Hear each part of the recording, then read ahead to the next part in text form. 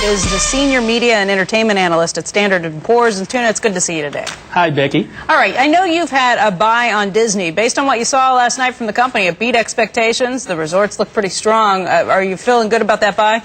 Yes, indeed, we are. We reiterate our strong buy recommendation. I think what's the story here is that the expectations for Disney were set so high, particularly in the preceding quarters with the theme parks setting very strong attendance levels. So what we've seen here is that the company was facing very difficult comparisons with the shift in the Easter holidays.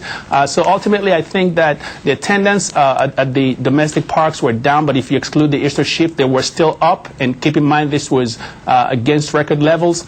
So theme parks has been the most closely watched division at Walt Disney Company because of the slowdown in the U.S. economy. So ultimately, I think these results were at least in line, or if not better than expectations. Tuna, are you willing to say that Disney's theme parks at this point look recession-proof? Well, I think that's the million-dollar question. I don't believe that ultimately they are. But what I can tell you, Becky, is that they've held up pretty better than expected. I think investors still to be a little bit worried whether we're going to see the kind of fall-off that we saw after 9/11. So I would say that that's not likely here. But ultimately, you're likely to see some slowdown as the economy becomes softer. But what I like about the management team is that they continue to pull a number of different levers at the theme parks, whether it's the pricing, strategy, whether it's trying to increase the mix of value price hotels. So eventually, I believe that the parks are going to hold up well. And you heard Bob Iger talk about advertising, which is the other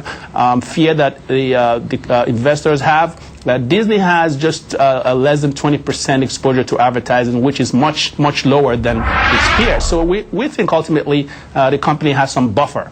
Well, what's your price target? If we're still worried about some downturn showing up either at the parks or in advertising, what happens in the next quarter if you do start to see some of that? Well, we are actually looking for the shares to trade higher over the next 12 months to about $45. We think that the studio was actually a drag on results this quarter. They were facing very difficult comparisons with Pirates of the Caribbean.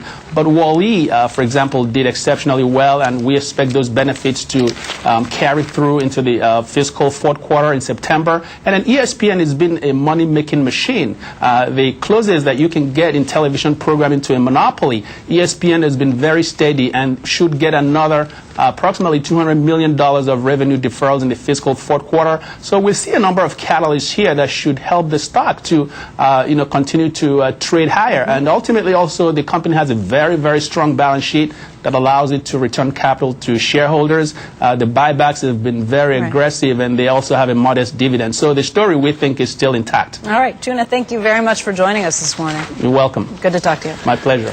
All right, how about some comments or questions about anything you see here on Squawk?